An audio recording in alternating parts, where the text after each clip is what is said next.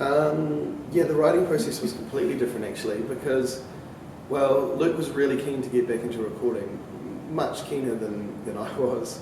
And I was kind of like thinking, oh, I wouldn't mind a year off or something, you know, to work on something else.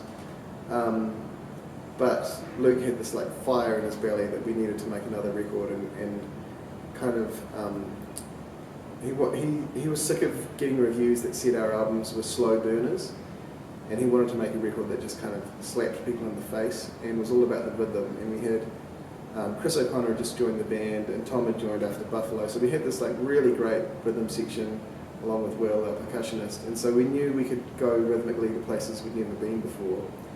And Luke started doing this thing where he would just kind of beatbox complex rhythms into his phone that were sort of inspired by like Afrobeat and krautrock and like Steve Reich, sort of. So it's kind of like contemporary composer sort of stuff mixed with the kraut stuff which we loved, and the kind of those Afrobeat accents which just, you know, give you a totally different sense of groove, and they're very hard to play, but you know, when you lock into one, it makes you feel really great.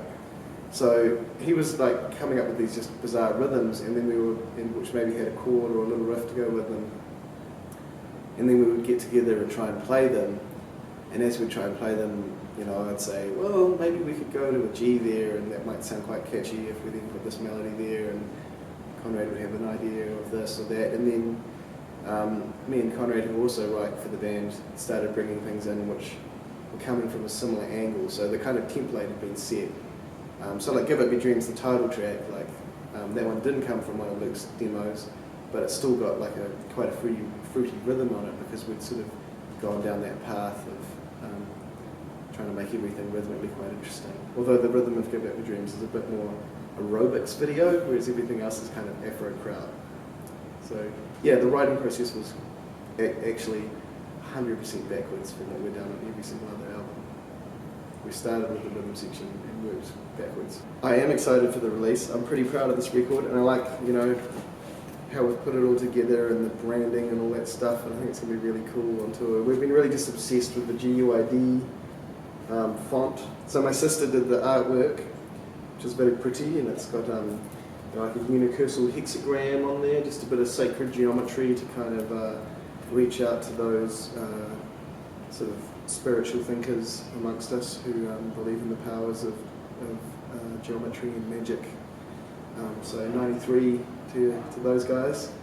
And yeah, and we're going to do like a Give Up Your Dreams beer, which from Garage Project, which I'm drinking right now because they sent us some for a little trip, which is very nice of them. So that's going to be on the tour, and that's going to be a New Zealand style draft beer. So that's them giving up on their dreams of making the most hoppy, delicious, you know, pale ales and complex French farmhouse ales and things like that, and now they're just going to make an equivalent of like a 1950s New Zealand beer, but using the best possible ingredients, so it will be the best possible draft beer you've ever drunk. And let me show you this shit, man. This shit's crazy. So it's like GUID, and you open this up, it's like, oh, it's gold marble with the GUID, and it's feeling a little bit like DKNY down a Karen, you know what I'm saying? And then, oh, we thought, you know, the record might not go gold this time. We've got a few gold records, but to ensure that this one went gold, we made it a gold record. Ooh. And then we've got the cassette, which looks like acid, because, you know, everyone loves acid. And it's called trans fatty acid, which, you know, is like what you find in margarine. So that's like 4 tunes that you can't get anywhere other than on the cassette. And by the time this is uploaded, these are probably all going to be gone, I'd say. They'll be out of there. But we might have a few on tour to sell of the trans fatty acid, which has got like a can cover, and it's got me doing a bit of a rap, because, you know, I wish I was a rapper, but I'm pretty bad. Yeah. And even CDs, because believe it or not, if you make CDs, there are people who still love to buy them. Because they're good for the car, you know? That's what I think about CDs, they're good for the car. So there you go, a bit more GUID branding. Ooh. There you go. The world is not an oyster. Check that out. U-Town represent. Giving up our dreams. Ooh. Look at this gold sticker. This gold sticker. I designed the gold sticker. I picked the Pantone gold colour, and I don't even know what Pantone is. And I was like, man, I'm going to pick a spot colour.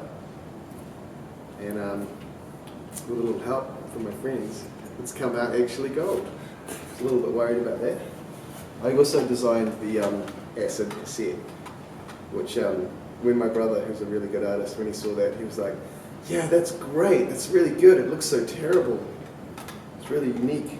Well, it's sort of an independent record store thing, so, I mean, that's the thing, is like, you know, musicians want to be supported, but one thing we have to do in order to get that support is we need to support those people that actually give us, you know, our existence, which are independent record stores and, you know, even like good online retailers like Flying Out and things like that. You know, you've got to give them little things. So this is like, if you pre-ordered the album from Slow Boat or Real Groovy or RPM or Southside, places like that around the country, a few other ones, or Rough Trade in London and Nottingham, and all the little independent record stores around England, which are thriving and just fantastic. There's just fantastic shops every town you go to in England. I mean, every town you go to in England, there's like 5 million people there. But anyway, they've all got a great record store, and those record stores are kind of like, they're the sort of heart of any music scene in any city. So if people pre-ordered the album from an independent record store, they got the cassette, basically. That was the independent record store bonus. But then if you bought the vinyl from us, you could get it with like pillowcase with Give Up Your Dreams on it, or a sleep mask and various other things. So we really went all out on the branding and merchandise and all that stuff with this record. And you know, making sure we had a really nice package. Because if you're going to try and, if you want people to buy something, you've got to make it a really, really nice object, I reckon. Otherwise, you know, people aren't going to buy it. They'll just listen to it on Apple Music. So goodbye everybody, and see you on our tour. Don't forget to give up your dreams, and we'll be singing around the country in September, from New Plymouth to Tauranga, Auckland to Dunedin. Bye.